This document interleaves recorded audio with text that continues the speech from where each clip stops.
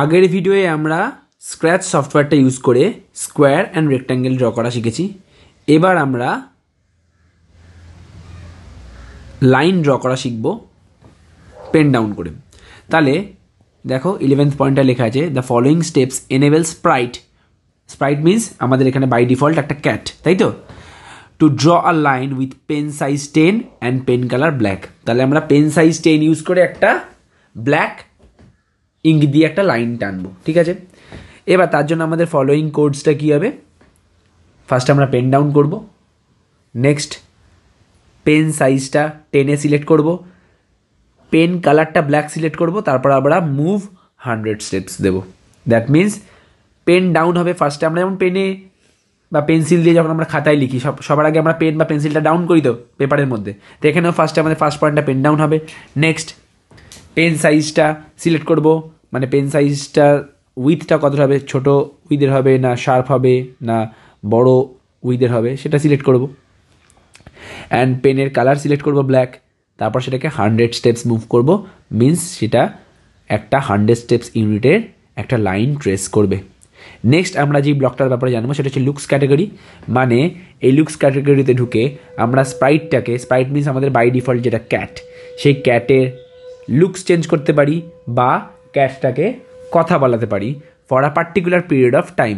দেখো the block যেমন একটা এখানে দেওয়া আছে, সে হ্যালো ফর 2 সেকেন্ড, মানে স্প্রাইটটা মানে বাই ডিফল্ট আমাদের এখানে ক্যাট, সেটা 2 সেকেন্ডের জন্য আমাদেরকে হ্যালো বলবে। যদি আমরা সেটাকে 3 সেকেন্ড করি তাহলে 3 সেকেন্ডের জন্য হ্যালো বলবে।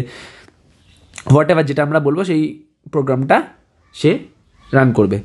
হ্যালোর জায়গায় আমরা নিজেদের নামটাও যদি বলি তাহলে সেই আমাদের নামটাও সে সেখানে রান করবে। নেক্সট যে ব্লকটা আছে চেঞ্জ কালার এফেক্ট বাই 25, মানে আমরা স্প্রাইটের মানে বাই ডিফল্ট ক্যাটের আমরা কস্টিউমের কালার চেঞ্জ করতে পারি। আবার কখনো কখনো নন ফিক্সড কালার যদি সিলেক্ট করি, দ্যাট মিনস এভরি টাইম আমরা যখন ব্লকটায় টাচ করবো ততবার স্প্রাইটের মানে বাই ডিফল্ট ক্যাটের কস্টিউমের কালার চেঞ্জ হবে। নেক্সট যদি আমরা ফিক্সড কালার দিই সেখানেও তাই, একটা যেই কস্টিউমের কালারটা তার কাছে থাকবে অলরেডি আমরা যেটা সিলেক্ট করে রেখেছি সেই কালারটা ফিক্সড কস্টিউম কালার হিসেবে সেট হয়ে যাবে। নেক্সট আমরা চাইলে স্প্রাইটের সাইজও চেঞ্জ করতে পারি, বিগার অর স্মলার, ঠিক আছে? যেরকমভাবে আমরা চেঞ্জ করতে চাই। এখানে বাই 10 ইউনিটসে আমরা চেঞ্জ করতে পারি, বাই 100 ইউনিটসে আমরা চেঞ্জ করতে পারি। আবার আমরা 300 ইউনিটসে স্প্রাইটের কালার মানে বাই ডিফল্ট ক্যাটের কালার সেট করে দিতে পারি। যেমন দেখো set size to 300 unit, that means আমরা যদি পার্টিকুলার একটা স্প্রাইট সিলেক্ট করে নেবো, এখানে যেখানে বাই ডিফল্ট ক্যাট, সেই ক্যাটের সাইজটা আমরা 300 ইউনিট সেট করে নিতে পারি ওই ব্লকটায় টাচ করে। নেক্সট এই ব্লকটায় টাচ করে আমরা সাউন্ড ক্যাটাগরিতে সাউন্ড অর মিউজিক এডিট করতে পারি, ঠিক আছে? এটা সাউন্ড ক্যাটাগরির আন্ডারে পড়বে, ঠিক আছে? যেমন আগেরটা আমার লুকস ক্যাটাগরিতে আমরা স্প্রাইট কী করে বা স্প্রাইটের লুকসগুলো কী করে চেঞ্জ করবো, সাইজ কী করে চেঞ্জ করবো, স্প্রাইটের কস্টিউম কালার কী করে চেঞ্জ করবো সেগুলো জেনেছিলাম। সাউন্ড ক্যাটাগরিতে আমরা স্প্রাইট যেই সাউন্ডগুলো প্রডিউস করবে বা মিউজিকগুলো প্রডিউস করবে সেগুলোকে আমরা কন্ট্রোল করতে পারবো। সেরকম আর একটা ক্যাটাগরি হচ্ছে কন্ট্রোল ক্যাটাগরি। কন্ট্রোল ক্যাটাগরিতে ঢুকে আমরা স্প্রাইটের মুভমেন্টটাকে কন্ট্রোল করতে পারবো। এবার কন্ট্রোল ক্যাটাগরির আন্ডারে আমাদের একটা ব্লক আছে, দ্যাট ইজ রিপিট।